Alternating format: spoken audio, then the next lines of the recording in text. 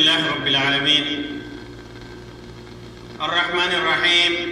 مالك يوم الدين والصلاة والسلام على سيد المرسلين وعلى آله وصحبه أجمعين أما بعد. محترم سامعین و ناظرین، یہ شعبان کا مہینہ ہے. جب جب شعبان کا مہینہ آتا ہے امت میں ایک بحث چھڑ جاتی ہے کہ اس مہینے کو کیسے گزارا جائے، اس مہینے کو کیسے گزارا جائے. امت کا یہ طبقہ اس مہینے کے سلسلے میں بہت زیادہ حساس ہے. یعنی اس مہینے کو یہ طبقہ عبادت اور ریاضت کا مہینہ سمجھتا ہے اور مختلف قسم کی جھوٹی اور من گھڑت روایتوں کی بنیاد پر اس مہینے میں خاص طور سے 15 شعبان کا دن ہو یا 15 شعبان کی رات، خاص طور سے راتوں کو وہ طبقہ عبادتوں کے لیے خاص کر لیتا ہے اور مختلف قسم کی اس سلسلے میں دلیلیں بیان کی جاتی ہیں. وہ دلیلیں کیسی ہیں؟ آج کی اس مجلس میں چند بدعات کا ذکر کرنے کے بعد ان دلیلوں کے سلسلے میں آپ کو چند باتیں بتاؤں گا. جو بدعاتیں اس رات میں انجام دی جاتی ہیں ہر علاقے کے حساب سے مختلف ہے اور یہ بدعت کی پہچان ہے. یہ بدعت کی پہچان ہے جب کسی کا عمل سنت سے ہٹ کر ہو جائے یا ایسے عمل کو انجام دیا جائے جس کا سنت سے ثبوت نہ ہو، صحابہ کرام سے ثبوت نہ ہو، تو آپ دیکھیں گے کہ مختلف علاقوں میں وہ عمل مختلف شکل اور مختلف صورت اختیار کر لیتا ہے. یہ بدعت کی بڑی پہچان ہے اور سنت کا معاملہ اس کے برعکس ہے. سنت پوری دنیا میں ایک ہی حیت پر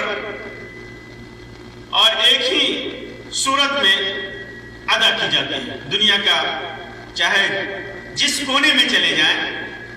سنت پر لوگ عامل ہیں تو وہ سنت بعین ہی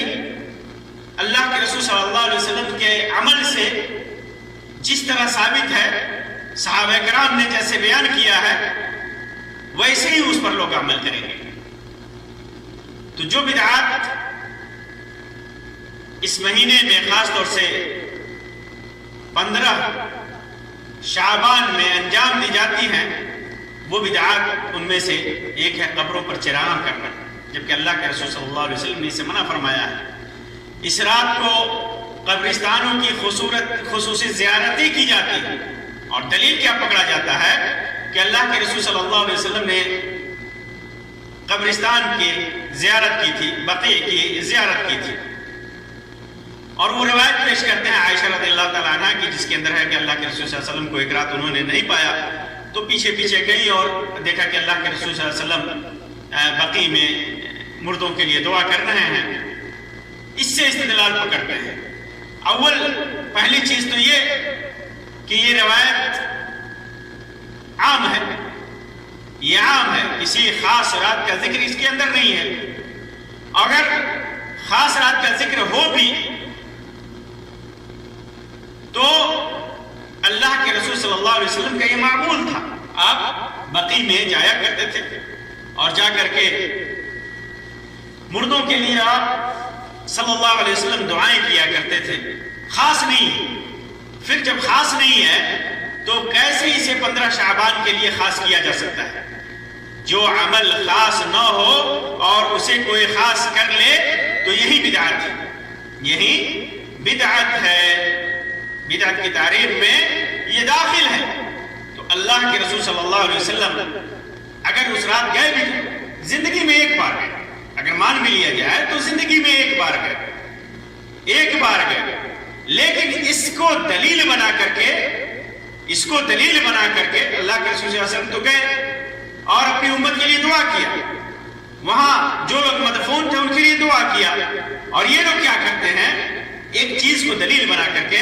کیسی بدعتیں ایجاد کرتے ہیں، اس پر چراغاں کرتے ہیں، قبروں کی صفائی کرتے ہیں، انہیں پینٹ کرتے ہیں، اور نہایت اہتمام کیا جاتا ہے۔ اسی طرح قوالیوں کی مجلسیں قائم کی جاتی ہیں جن میں شرکیہ اور بدعیہ نظمیں پیش کی جاتی ہیں، جس کے اندر خرافات بھرے ہوتے ہیں۔ نبی کو اللہ کا درجہ دیا جاتا ہے، اولیاء کو اللہ کا درجہ دیا جاتا ہے، اور کھلا کہا جاتا ہے کہ یہ ہماری فریاد سنتے ہیں۔ اسی طرح اس رات انواع و اقسام کے کھانے، حلوے، مانڈے بنائے جاتے ہیں، ایک دوسرے کو دعوتیں دی جاتی ہیں، اور ایک دوسرے کے یہاں جا کر کے کھایا جاتا ہے، جیسے عید کے دنوں میں لوگ کرتے ہیں۔ اور ان کھانوں پر فاتحہ خوانی کی جاتی ہے، جس کے قرآن و سنت میں کوئی دلیل نہیں ہے۔ اسی طرح یہ عقیدہ رکھا جاتا ہے، بعض لوگ یہ عقیدہ رکھتے ہیں کہ حلوہ اس لیے کھاتا ہے، پوچھے کہ حلوہ کس لیے کھاتے ہیں تو کہتے ہیں کہ حلوہ اس لیے کھاتے ہیں کہ احد کی لڑائی میں اللہ کے رسول صلی اللہ علیہ وسلم کے دندان مبارک شہید کر دیے گئے تھے اور آپ نے حلوہ نوش فرمایا تھا۔ یہ بدعت کی عجیب اور بدترین مثال ہے، یہ کرشمہ سازی ہے، بدعت کی کرشمہ سازی ہے۔ کہتے ہیں کہ احد میں اللہ کے رسول صلی اللہ علیہ وسلم کے دندان مبارک شہید ہوئے تھے تو ہم حلوہ کھاتے ہیں۔ اللہ کے رسول صلی اللہ علیہ وسلم کے دندان مبارک شہید ہوئے تھے، کب شہید ہوئے تھے؟ احد کی لڑائی کب ہوئی تھی؟ شوال میں ہوئی تھی، شوال میں، یعنی شعبان سے 2 مہینے کے بعد، 1.5 مہینے کے بعد۔ تو اللہ کے رسول صلی اللہ علیہ وسلم کے دندان مبارک شہید ہوئے شوال میں، اور آپ کی امت حلوہ بازی کر رہی ہے شعبان میں۔ اسے حلوہ بازی ہی کہیں گے، خصوصی طور پر حلوہ بنانا انواع اقسام کے، اور ایک دوسرے کو دینا، اس کو فاتحہ خوانی کرنا، یہ حلوہ بازی ہی ہے۔ تو امت حلوہ بازی کر رہی ہے شعبان میں۔ اور اگر سنت کی اتباع مطلوب ہے، سنت کی اتباع مطلوب ہے، آپ اتنی محبت کرتے ہیں کہ اللہ کے رسول صلی اللہ علیہ وسلم نے حلوہ کھایا تھا، کوئی دلیل بھی نہیں ہے، کوئی روایت بھی نہیں ہے، کوئی ذکر بھی نہیں ہے، اللہ کے رسول صلی اللہ علیہ وسلم کے دندان مبارک شہید ہوئے تھے، یہ تو صحیح ہے، اور آپ نے حلوہ نوش فرمایا نہیں فرمایا، اس کا کیا ذکر ہے؟ اور آپ ٹھیک ہے، آپ صلی اللہ علیہ وسلم کے دندان مبارک کی شہادت کے موقع سے حلوہ بازی کر رہے ہیں، تو پہلے تو اپنے دانت توڑیے، آپ اپنے دانت توڑیے۔ سنت کی اتباع کی اتنی ہی لگن ہے، چاہت ہے، اتنی محبت ہے، تو پہلے اپنا دانت توڑیے، اس کے بعد حلوہ کھائیے، تب نہ جا کر کے مشابہت ہوگی، سنت پر اتباع ہوگی۔ تو یہ عقل سے پرے بات ہے۔ لوگوں نے اپنی بدعاتوں کو صحیح کرنے کے لیے، خرافات کو صحیح کرنے کے لیے اس قسم کی دلیلیں بنائی ہیں، اسی طرح یہ عقیدہ رکھا جاتا ہے اس رات میں کہ مردوں کی روحیں حاضر ہوتی ہیں، اور فاتحہ خوانی کر کے کھانے ان کے لیے رکھا جاتا ہے، بعض علاقوں میں ان کے لیے کھانے رکھے جاتے ہیں۔ یہ عقیدہ غیر مسلموں کا ہے، جن کے ہاں عقیدہ ہے کہ روحیں آتی ہیں، آتمائیں آتی ہیں، یہ اسلامی عقیدے سے اس کا کوئی تعلق نہیں ہے۔ روحیں کبھی دنیا میں نہیں آتی، اور وہ بھی حلوہ کھانے آپ کے کھانے آئیں گے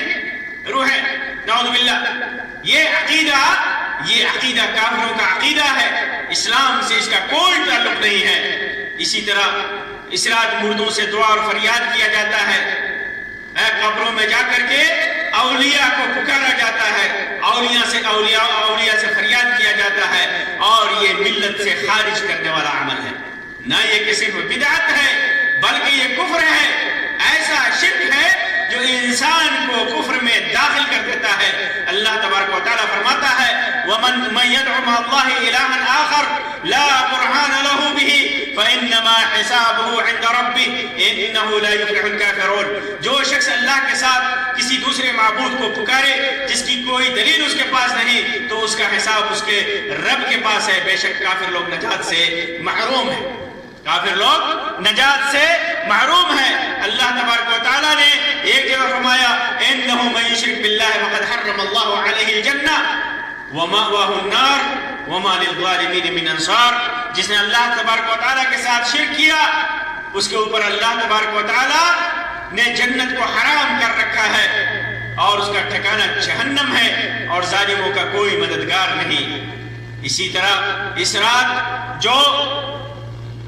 بدعتیں انجام دی جاتی ہیں ان میں گھروں اور مسجدوں میں قرآن خوانی کا رواج ہوتا ہے، یہاں تک کہ ٹولیاں بنا کر کے گھروں میں جا جا کر کے قرآن خوانی کی جاتی ہے۔ شعبان کا مہینہ شروع ہوتے ہی بچوں کو بلایا جاتا ہے، پڑھنے والے بچوں کو، اور گھروں میں دعوتیں کی جاتی ہیں، اور پھر اس کے بعد انہیں کھلایا جاتا ہے، وہ قرآن خوانی کرتے ہیں۔ یہ بھی بدعت ہے، گمراہی ہے، ضلالت ہے، بجائے ثواب ہونے کے اس کے اندر گناہ ہوگا، کیونکہ یہ دین میں ایجاد ہے، اور اللہ کے رسول صلی اللہ علیہ وسلم نے فرمایا کہ جس نے دین میں کوئی بدعت ایجاد کی تو اس کا وہ عمل مردود ہے، وہ آدمی مردود ہے، اور قیامت کے دن ایسا آدمی اللہ کے رسول صلی اللہ علیہ وسلم اور فرشتوں کے ذریعے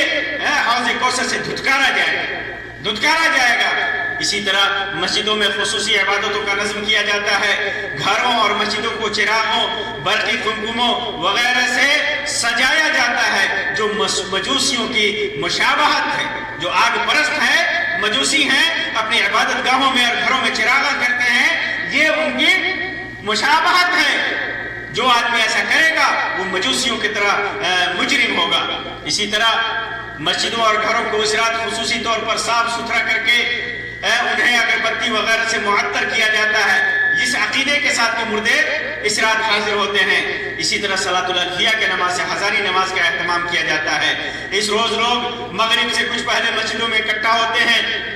اور 100 رکعتیں نفلی نماز ہر رکعت میں 10 مرتبہ قل هو اللہ احد کے ساتھ پڑھتے ہیں۔ اس نماز کی کیفیت امام غزالی نے احیاء علوم الدین کے اندر ذکر کیا ہے، جس سے لوگ دھوکہ کھا گئے اور اسے صحیح سمجھ لیا، جبکہ یہ نماز دین میں بدعت ہے، اور یہ تقریباً 4 صدی ہجری میں بیت المقدس میں ایجاد کی گئی تھی۔ اسی طرح 15 شعبان کو خصوصی روزہ رکھنا یہ بھی بدعت ہے، اور اس سلسلے میں جو روایت پیش کی جاتی ہے وہ روایت ضعیف ہے، منگڑت ہے۔ البتہ اگر کوئی ہر ماہ ایام بیس جیسے 13، 14 اور 15 تاریخ کا روزہ رکھنے کا عادی ہے تو اس کے لیے کوئی حرج نہیں ہے، کیونکہ 15 شعبان کی خصوصیت اس میں باقی نہیں رہتی، بلکہ اس کی عادت ہے اور وہ روزہ رکھتا ہے۔ اسی طرح کوئی آدمی روزہ رکھتا ہے، سوموار کے روزے کا اہتمام کرتا ہے، جیسا کہ حدیث میں ہے، جمعرات کے روزے کا اہتمام کرتا ہے، اور اس دن 15 شعبان پڑ جائے تو اس کی عادت ہے، تو اس میں کوئی حرج نہیں ہے۔ لیکن خصوصی طور پر کبھی روزہ نہیں رکھتا اور 15 شعبان کا روزہ رکھتا ہے تو یہ دین میں بدعت ہے۔ اسی طرح اس رات خصوصی طور پر صدقہ و خیرات کرنا بڑی عبادتوں میں سے ایک ہے، لیکن جب اس کو کوئی خصوصیت دے دی جائے جسے شریعت نے نہیں دیا ہے تو وہ چیز بدعت ہو جاتی ہے۔ اسی طرح اس رات میں مسجدوں میں اکٹھا ہو کر کے بعض علاقوں میں لوگ 300 بار سورہ یاسین اور مولد شریف کے نام سے مولد پڑھتے ہیں، یہ بھی بدعتوں میں سے ایک بدعت ہے۔ اسی طرح اس رات کو شب قدبات اور شب قدر سمجھتے ہیں۔ علماء نے، ان کے علماء اپنی کتابوں میں اور اپنی تقریروں میں بہت ہی زور و شور کے ساتھ بیان کرتے ہیں کہ یہ رات شب قدر کی رات ہے، اور جو فضیلت شب قدر کی ہے وہ فضیلت اس رات کو وہ دیتے ہیں، اور کہتے ہیں کہ اللہ تبارک و تعالیٰ نے فرمایا اِنَّا أَنزَلْنَاهُ فِي لَيْلَةٍ مُبَارَكَةٍ إِنَّا كُنَّا مُنذِرِينَ فِيهَا فیہا یفرغ کل امر حکیم امرا من عندنا انا کنا مرسلین، کہ ہم نے قرآن کریم کو بابرکت رات میں اتارا ہے، بے شک ہم ڈرانے والے ہیں، اسی رات میں ہر ایک مضبوط کام کا فیصلہ کیا جاتا ہے جو ہمارا حکم ہوتا ہے، اور ہم ہی رسول بھیجنے والے ہیں۔ عجیب استدلال ہے یہ قرآن کریم کی صریح مخالفت ہے۔ ایک تو اس آیت مبارکہ میں جو لیلۃ المبارکہ کا ذکر ہے، یہ لوگ ایک تو اپنی طرف سے گڑھ کے کہتے ہیں کہ لیلۃ مبارکہ سے مراد یہ رات ہے، اور پھر اسے وہ فضیلت دیتے ہیں جو شب قدر کی ہوتی ہے، شب قدر کی ہوتی ہے، جبکہ اللہ تبارک و تعالیٰ نے قرآن مجید کے اندر سورہ بقرہ کے اندر آیت نمبر 185 کے اندر اس بات کی صراحت کر دی ہے کہ قرآن مجید کا نزول رمضان کے مہینے میں ہوا۔ ان شہر رمضان الذی انزل فیہ القرآن، اللہ تبارک و تعالیٰ نے جو فرمایا انا انزلناہ فی لیلۃ القدر، ہم نے لیلۃ القدر میں اسے نازل فرمایا، اور وہ لیلۃ القدر کہاں ہے؟ وہ رمضان میں ہے، کیونکہ اللہ تبارک و تعالیٰ نے قرآن مجید کے سلسلے میں ایک جگہ فرمایا کہ ہم نے اسے لیلۃ القدر میں نازل کیا، اور دوسری جگہ فرمایا انا انزلناہ شہر رمضان الذی انزل فیہ القرآن، قرآن مجید رمضان کے مہینے میں نازل ہوا۔ اور لیلۃ القدر کب ہے؟ شب قدر کب ہے؟ ساری دنیا جانتی ہے، ساری دنیا 1400 سال سے جانتی ہے کہ شب قدر رمضان میں ہے، رمضان کے 21، 23، 25، 27 اور 29 کی راتوں میں ہے۔ تو یہ فضیلت بیان کرنا اور لیلۃ المبارکہ سے مراد لینا کہ یہ 15 شعبان کی رات ہے، یہ قرآن پر کا انکار ہے، اللہ تبارک و تعالیٰ کے فرمان سے بے اعتنائی برتنا ہے، اللہ تبارک و تعالیٰ کے فرمان کو بدل دینا ہے، اور اس سلسلے میں کوئی دلیل نہیں ہے کہ یہ رات قدر کی رات ہے، کیونکہ جتنی بھی روایتیں ہیں وہ ساری روایتیں جو بیان کی جاتی ہیں من گھڑت ہیں، ضعیف ہیں، منکر ہیں، لوگوں نے گڑھ کر کے اسے بنا لیا ہے بدعت پرستوں نے۔ اسی طرح کچھ لوگ اس رات کیا کرتے ہیں، رمضان کا روزہ شروع ہونے سے ایک دن پہلے سلامی روزہ رکھتے ہیں، احتیاطی روزہ رکھتے ہیں، استقبالیہ روزہ اس کو بعض علاقوں میں کہا جاتا ہے، اسے جبکہ اس روزے سے اللہ کے رسول صلی اللہ علیہ وسلم نے سختی سے منع فرمایا ہے۔ اللہ کے رسول صلی اللہ علیہ وسلم نے ارشاد فرمایا جیسا کہ صحیح بخاری کی روایت ہے، لا يتقدمن احدكم رمضان بصوم يوم او يومين الا ان يكون رجل كان يصوم صومه فليصوم ذلك اليوم، کہ جو کوئی تم میں سے کوئی آدمی رمضان سے 1 یا 2 دن پہلے ہرگز روزہ نہ رکھے، ہاں اگر کوئی نفلی روزہ رکھنے کا عادی ہے، جیسے ایام 20 کا روزہ رکھتا ہے، 13، 14، 15 کا، اور اس میں پڑ جائے، یا اسی طرح سوموار کے روزہ رکھنے کا عادی ہے اور سوموار کا دن پڑ جائے، یا جمعرات کا روزہ رکھنے کا عادی ہے، یا جن کا سنت سے ثبوت ہے اور اس دن پڑ جائے تو کوئی حرج نہیں ہے، لیکن خاص طور سے احتیاطی روزہ کے نام پر یا سلامی روزے کے نام پر یا استقبالی روزے کے نام پر رکھنا یہ بدعت ہے، گمراہی ہے۔ اس سلسلے میں کچھ دلیلیں یہ لوگ جو دیتے ہیں، آپ دیکھیں گے کہ کس قسم کی دلیلیں دیتے ہیں، اور وہ ساری دلیلیں من گھڑت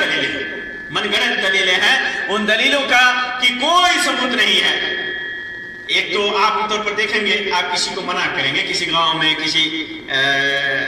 علاقے میں جا کر کے منع کریں گے تو کہتے ہیں کہ یہ نئے مولوی بن کر کے آئے ہیں، ہمارے باپ دادا تو پہلے سے کرتے چلے آ رہے ہیں، ہم کرتے ہیں۔ یہ دلیل یہ کافروں کی دلیل ہے، مشرکوں کی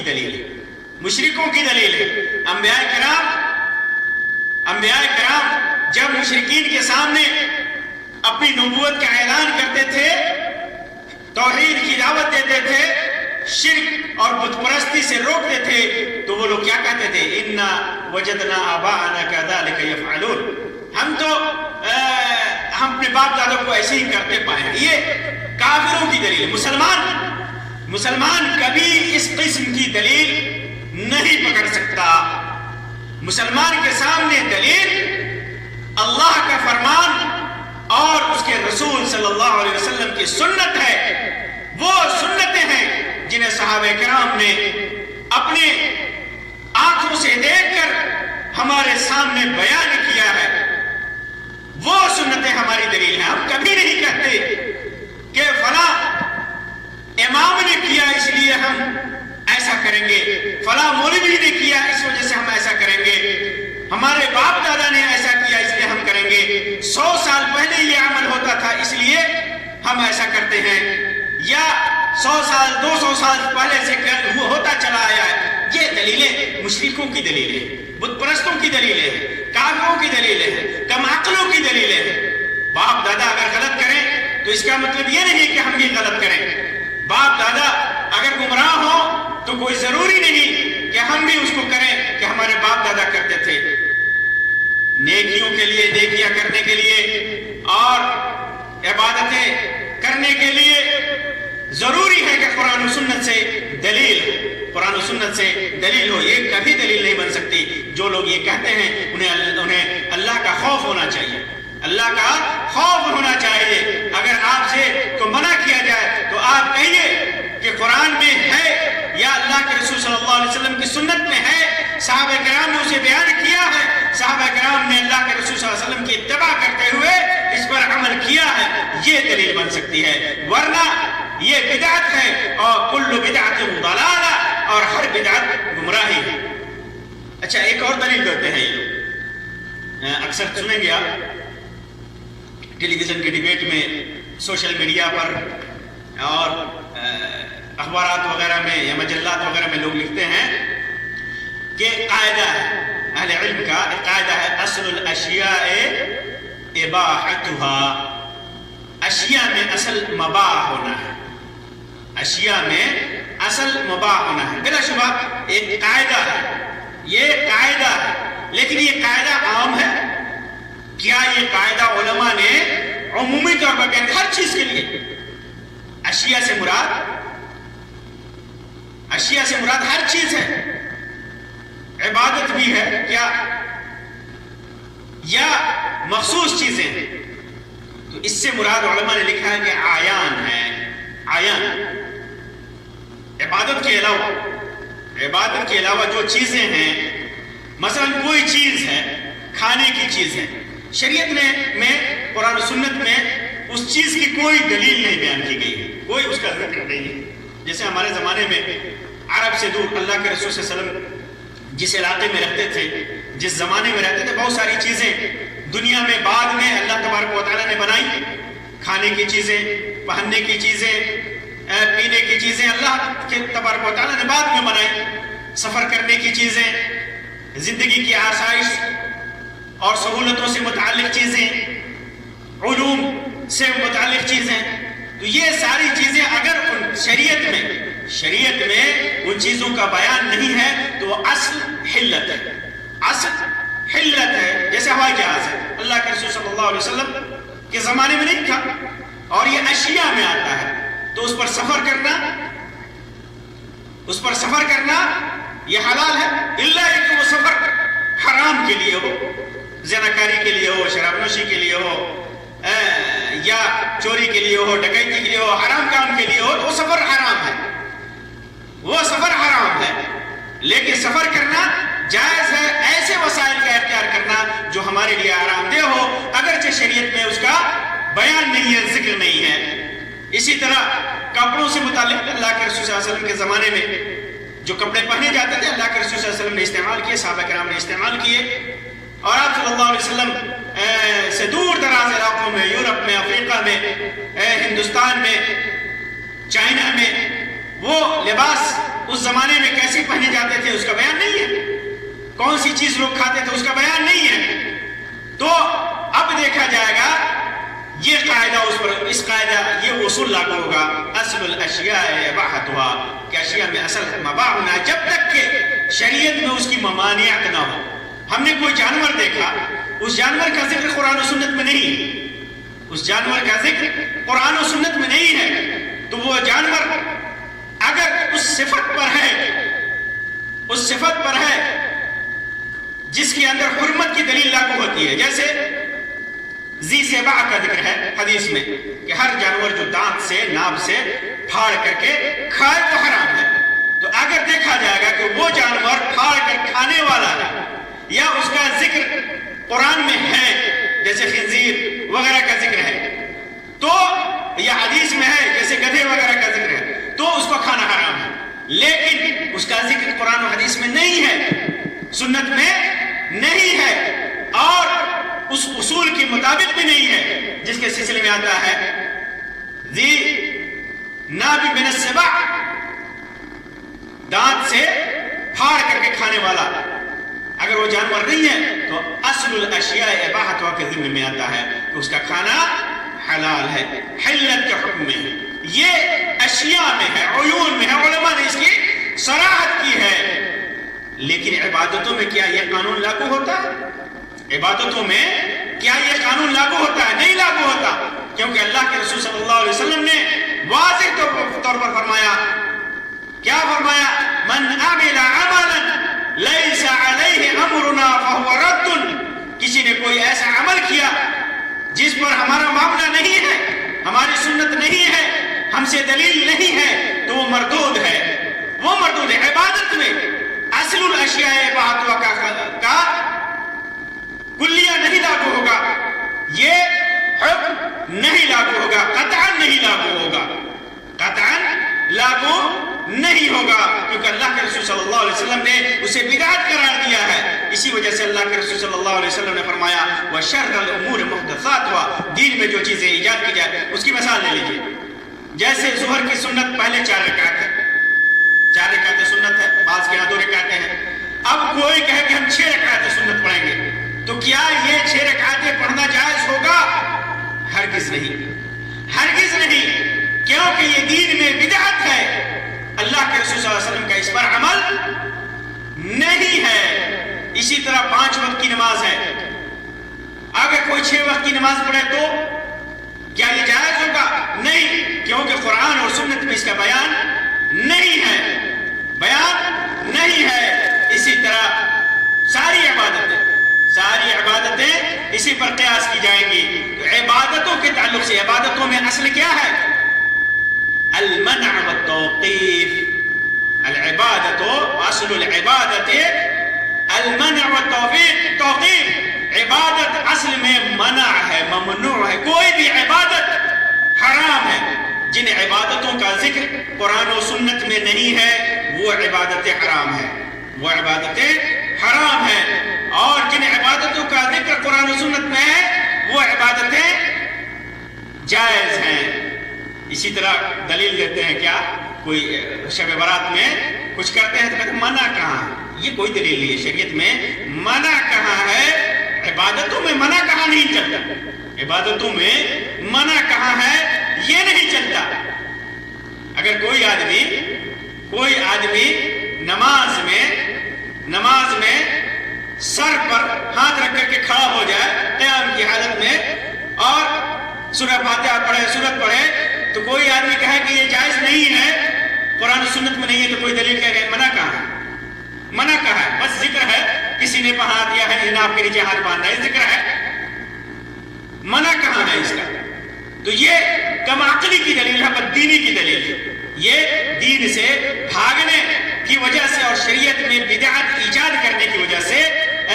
ایسا ہوتا ہے۔ انسان جو ہے شریعت کا صحیح علم نہیں رکھتا تو اس قسم کی دلیلیں دیتا ہے، اسی طرح بعض لوگ کہتے ہیں کیا کہ بدعت حسنہ ہے، بدعت تو ہے لیکن بدعت حسنہ نام کی شریعت میں کوئی چیز نہیں ہے، ایک لمبی بات ہے، اور دلیل عمر رضی اللہ تعالیٰ عنہ کے نعمت البدعۃ هذه جو تراویح میں آپ نے کہا تھا وہ سے اختلاف ہو گیا، وہ سے وہاں لغوی بدعت مراد ہے، اللہ کے رسول صلی اللہ علیہ وسلم نے جماعت کے ساتھ کرائی تھی تو اس کا ثبوت ہے، اور ایک خلیفہ راشد کرا رہا ہے، وہ بھی خلیفہ راشد کا عمل جو سنت کے مطابق ہے، سنت ہے، تو یہ بدعت حسنہ کی آڑ میں اس قسم کی بدعتیں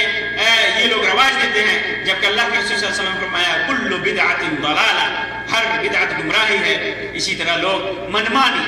دل چاہتا ہے، کچھ لوگ دلیل اپنے دل کو بناتے ہیں، ہمارا دل مانتا ہے کرنے کا، حلوہ کھانے کا ہم حلوہ کھاتے ہیں، ہمارا دل مانتا ہے نماز پڑھنے کا ہم نماز پڑھتے ہیں، یہ اتباع الہوا کہتے ہیں، اور یہ اتباع ہوا یہ شرک میں سے ہے۔ من اتخذ الہہ ہوا، جو اپنے خواہشات کو اپنی دلیل بنا لیتے ہیں، اپنا معبود بنا لیتے ہیں اس سلسلے میں، عبادتوں کے سلسلے میں۔ حالانکہ یہ لوگ چند دلیلیں پکڑتے ہیں، دو طرح کی دلیلیں ہیں، دو طرح کی دلیلیں۔ بعض روایتیں جو 15 شعبان کی رات کی فضیلت کے سلسلے میں مروی ہیں، جیسے ان اللہ لا یطلع فی لیلۃ النصف من شعبان فیغفر لجمیع خلقہ الا لمشرک و مشاحن، کہ اللہ تبارک و تعالی 15 شعبان کی رات میں نزول فرماتا ہے اور مشرک اور کینہ پرور کو چھوڑ کر کے سب کو کی مغفرت فرماتا ہے۔ اور اس سلسلے میں اور بھی بہت ساری روایتیں ہیں کہ اللہ تبارک و تعالی آسمان دنیا پر نزول فرماتا ہے اور لوگوں کی مغفرت کرتا ہے، بلا تعداد کے بے تحاشا مغفرت فرماتا ہے۔ یہ روایت ان روایت جیسی روایتوں سے جو عمومی فضیلت میں ہیں، اور یہ عمومی فضیلت میں ساری روایتیں من گھڑت ہیں، ساری روایتیں من گھڑت ہیں، کوئی بھی کلام سے خالی نہیں ہے، ضعیف لوگوں نے گڑھ کر کے بنا لیا ہے، لوگوں نے گڑھ کر کے بنا لیا ہے، سوائے اس روایت کے جو میں نے ابھی پڑھی 7 صحابہ کرام سے مروی ہے، لیکن کوئی کسی بھی روایت کی سند صحیح نہیں ہے۔ ساری روایتیں، بعض لوگوں نے کہا کہ ڈھیر ساری روایتیں مل کر کے حسن درجے کو پہنچ جاتی ہے، لیکن ڈھیر ساری روایتیں مل کر کے اگرچہ حسن درجے کو پہنچ جائے، لیکن عبادت ایجاد نہیں کر سکتی، عبادت کے ایجاد کرنے کا جواز نہیں بن سکتی۔ اگر ان کی فضیلت ثابت بھی ہو جاتی ہے اس رات کی، تو عبادت کو من گھڑت عبادتیں کرنے کا جواز فراہم نہیں کرتی۔ اسی طرح اور بھی روایتیں ہیں، جیسے اعمال کا آسمان پر اٹھایا جانا، سال بھر کی روزی کا لکھا جانا، اللہ رب العزت کا آسمان دنیا پر تشریف لانا، اس سال مرنے والے تمام لوگوں کا لکھا جانا، اسی رات میں بے شمار لوگوں کا جہنم سے آزاد کیا جانا، وغیرہ وغیرہ۔ اور ساری روایتیں من گھڑت ہیں، ساری روایتیں ضعیف ہیں، من گھڑت ہیں، منکر ہیں، موضوع ہیں، جنہیں علماء محدثین نے اپنی کتابوں پر کے اندر ذکر کیا ہے اور ساری روایتوں کو رد کیا ہے۔ تو کسی بھی روایت سے کوئی بھی روایت اس حال میں نہیں ہے کہ جس سے من گھڑت عبادتوں کو رواج دیا جائے، اس پر دلیل فراہم ہو سکے، کوئی بھی روایت نہیں ہے۔ ان روایتوں کا ذکر کیا جائے تو کئی گھنٹے درکار ہیں، وہ روایت علماء نے ذکر کی ہے اور ہمارے سامنے وقتاً فوقتاً اس کا بیان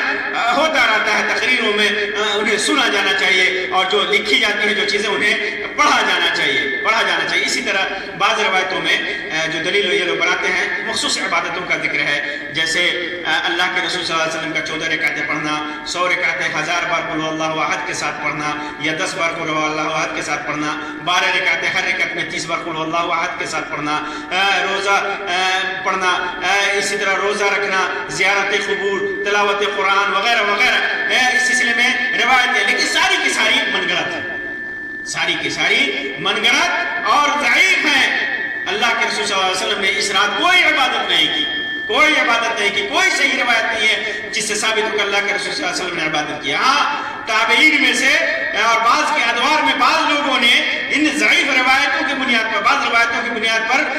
اپنے آپ کو عبادت کے لیے خاص کر لیا تھا، لیکن وہ ہمارے لیے دلیل نہیں ہے، چاہے وہ جتنا بڑا ولی ہو، جتنا بڑا متقی ہو، ہمارے سامنے دلیل قرآن اور سنت ہے، اللہ کے رسول صلی اللہ علیہ وسلم نے کیا ہے تو ٹھیک ہے، ہم اسے سر آنکھوں پر رکھتے ہیں اور کریں گے، اور نہیں کیا ہے تو وہ جائز نہیں ہے، وہ بدعت ہے، وہ غلط ہے، سب من گھڑت ہے اور سب ضعیف ہے۔ اس سلسلے میں روایتیں، اسی طرح قبروں کی زیارت کے سلسلے میں ایک روایت پیش کی جاتی ہے، اگرچہ وہ روایت صحیح ہے، جس کے اندر عائشہ رضی اللہ تعالیٰ عنہ کا ذکر ہے کہ انہوں نے اللہ کے رسول صلی اللہ علیہ وسلم کا پیچھا کیا کہ شاید کسی سوکن کے پاس، ان کی سوکن کے بعد دوسری بیوی کے پاس چلے گئے ہوں، تو اللہ کے رسول صلی اللہ علیہ وسلم کو دیکھا تھا باقی میں جا کر کے۔ اس روایت سے اختلاف کرتے ہیں، تو جیسا کہ میں نے پہلے بتایا کہ اگرچہ اس روایت میں اللہ کے رسول صلی اللہ علیہ وسلم کی قبرستان جانے کا ذکر ہے، لیکن مخصوص رات کا ذکر نہیں ہے، عمومی طور پر ذکر ہے۔ آپ صلی اللہ علیہ وسلم کس رات گئے اس کا ذکر نہیں ہے، تو پھر شعبان کی 15ویں کی رات کو خاص کرنا یہ کہاں سے جائز ہو سکتا ہے؟ اور دوسری چیز کہ قبروں کی زیارت سے کون روکتا ہے؟ اللہ کے رسول صلی اللہ علیہ وسلم نے تو اجازت دی ہے قبروں کی زیارت کی، لیکن اس بات کی اجازت تو نہیں دی ہے کہ آپ ایک رات خاص کر لیں، اور وہ بھی 15 شعبان کی رات کو خاص کر لیں۔ اللہ کے رسول صلی اللہ علیہ وسلم نے اس کی تو اجازت نہیں دی ہے، اور یہ عبادت کی قبیل سے ہے، تو پھر معاملہ یہ ہوا کہ دین کا معاملہ ہے، ثواب کا معاملہ ہے، تو یہ چیز بدعت ہو جاتی ہے۔ بدعت نیکی ہی میں ہوتی ہے، نیک کاموں میں ہی بدعت ہوتی ہے۔ نیک کام اگر قرآن و سنت سے ہٹ جائے،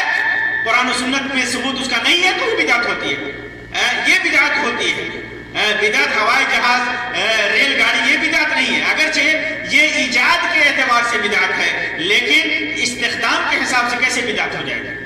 یہ چیزیں بدعت، عبادت میں بدعت ہے، جو ثواب کی نیت سے کیا جائے وہ بدعت ہے، دین میں وہ بدعت ہے۔ اگر اسے دین میں بدعت نہیں مانیں گے تو پھر اللہ کے رسول صلی اللہ علیہ وسلم کا فرمان من احدث فی امرنا ھذا ما لیس منہ فہو رد، اس کا کیا مطلب رہ جائے گا؟ کوئی مطلب نہیں رہ جائے گا۔ تو اس سلسلے میں جتنی بھی روایتیں ہیں اور جتنی بھی دلائل ہیں، سب من گھڑت دلائل ہیں، کوئی بھی ثبوت نہیں ہے۔ یہ ساری جو عبادتیں کی جاتی ہیں اور جو کھانے، حلوہ، مانڈے، بریانی، قورمہ، جو کچھ بھی بنایا جاتا ہے، اور اس رات جو بھی عبادت کی جاتی ہے یا قرآن خوانی کی جاتی ہے، یہ سب دین میں بدعت ہے، یہ گمراہی ہے، یہ ایمان اور عمل کو ختم کرنے والی چیزیں ہیں، اور یہ چیز قیامت کے دن اللہ کے رسول صلی اللہ علیہ وسلم کے دھتکار کا یہ ساری چیزیں سبب بنیں گی، فرشتے انہیں ایسے لوگوں کو دھتکاریں گے۔ تو ایسی چیزوں سے مسلمانوں کو بچنا چاہیے۔ البتہ اس مہینے میں جو اللہ کے رسول صلی اللہ علیہ وسلم کا معمول تھا وہ صرف اتنا تھا، جیسا کہ عائشہ رضی اللہ تعالیٰ عنہ، عبداللہ ابن عباس رضی اللہ عنہ، انس بن مالک رضی اللہ عنہ، ان کی روایتوں میں ہے کہ اللہ کے رسول صلی اللہ علیہ وسلم شعبان کے مہینے میں بہت زیادہ روزہ رکھا کرتے تھے، اتنا روزہ رکھتے تھے کہ ہم سمجھتے کہ شاید اب بغیر روزے کے پورا ماہ نہیں گزاریں گے، اور جب آپ توڑ دیتے تھے، روزہ نہیں رکھتے، سمجھتے تھے کہ آپ روزہ رکھیں گے ہی نہیں۔ صحیح بخاری اور صحیح مسلم کی روایت ہے۔ تو معلوم ہوا کہ اللہ کے رسول صلی اللہ علیہ وسلم اس ماہ میں روزہ رکھتے بھی تھے، نہیں بھی رکھتے تھے، کثرت سے بھی رکھتے تھے۔ اسی طرح عائشہ رضی اللہ تعالیٰ کی دوسری روایت میں ہے، صحیح بخاری اور صحیح مسلم کے اندر، ما رأیتہ فی شہر اکثر صیاما منہ فی شعبان کان یصوم شعبان الا قلیلا، میں نے اللہ کے رسول صلی اللہ علیہ وسلم کو شعبان سے زیادہ روزہ رکھتے ہوئے نہیں دیکھا، آپ تھوڑا کم شعبان کا تقریباً پورا روزہ رکھا کرتے تھے۔ تو یہ اللہ کے رسول صلی اللہ علیہ وسلم کی سنت ہے، شعبان کے مہینے میں کسی دن کو خاص کیے بغیر اللہ کے رسول صلی اللہ علیہ وسلم روزہ رکھتے تھے، کوئی نماز نہیں پڑھتے تھے، کسی صحیح حدیث سے ثابت نہیں ہے۔ اللہ کے رسول صلی اللہ علیہ وسلم کوئی خصوصی تلاوت نہیں کرتے تھے، خصوصی طور پر قبروں کی زیارت نہیں کرتے تھے، خصوصی طور پر کوئی محفل نہیں منعقد کرتے تھے۔ جو ثواب کا کام ہے، جو عمومی طور پر ہر ماہ میں چلتا تھا، اس ماہ میں بھی چلتا تھا۔ ہاں، اللہ کے رسول صلی اللہ علیہ وسلم زیادہ سے زیادہ اس مہینے میں روزہ رکھا کرتے تھے۔ یہی سنت، اگر کوئی آدمی ایسا کرتا ہے تو یہی سنت کی اتباع ہے۔ اللہ تبارک و تعالیٰ سے دعا ہے کہ اللہ تبارک و تعالیٰ ہمیں صحیح سنت پر چلنے کی توفیق عطا فرمائے، دین میں ایجاد شدہ بدعت و خرافات سے بچائے۔ اللہ تبارک و تعالیٰ ہمارے ایمان کی اور عمل کی حفاظت فرمائے۔ آمین رب العالمین، وآخر دعوانا ان الحمد للہ رب العالمین، وصلی اللہ علی خیر خلقہ وسلم، والسلام علیکم ورحمۃ اللہ وبرکاتہ۔